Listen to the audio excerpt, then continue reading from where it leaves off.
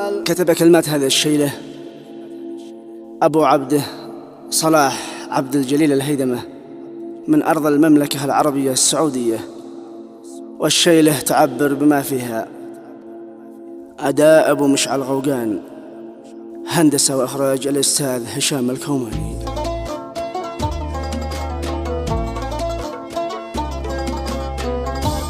مع تحيات تسجيلات الكرماني.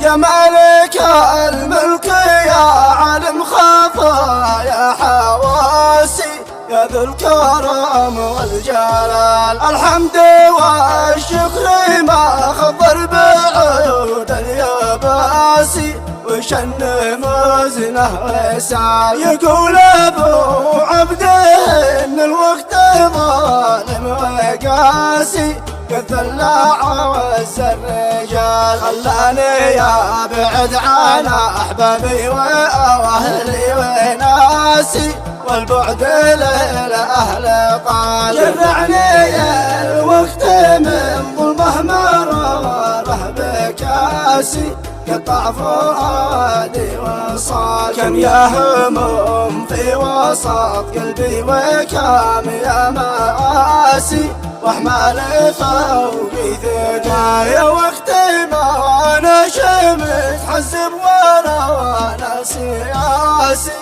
ولا معانا مجال لبراك يا وقت راس الجيد فيه انتكاسي، واعتز فيك الذلال. يا طيري وصل سلامي للشقيق الاساسي، مسجون والسجن طال. الشاهد الله ما نالك من القلب ناسي، يا بندقي والنصال. الوقت دوري اهل المصلحه والكراسي، وكل ظالم مزال. من بعدها شلي الهاجس بسوادس حواسي، من الجنوب للشمال، وشل خطي لابو مشعل بقى في خماسي، ينغم بصوت الموال. شوقي بلا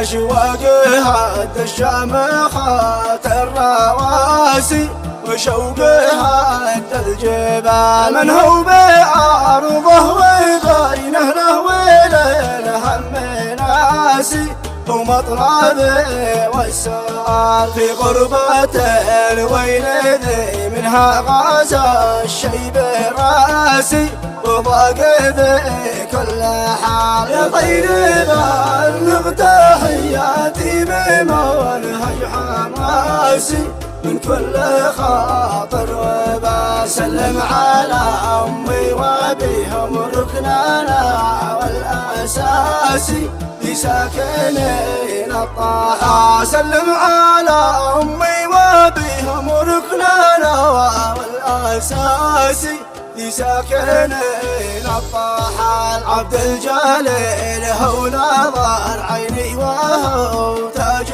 راسي، وامي بها اضرب مثال. والاخوتي رزحي ظهري ذي بهم شد راسي، هم خير مكسب ومال. واجمل تحيه من الغربه لاهلي وناسي، بزي وصاحب وخال. صلوا عليه من بذكره ذي تزيح المآسي، صلوا عليه يا رجال. صلوا عليه من بذكره ذي تزيح المآسي، صلوا عليه يا رجال. صلوا عليه من بذكره ذي تزيح المآسي، صلوا عليه يا رجال.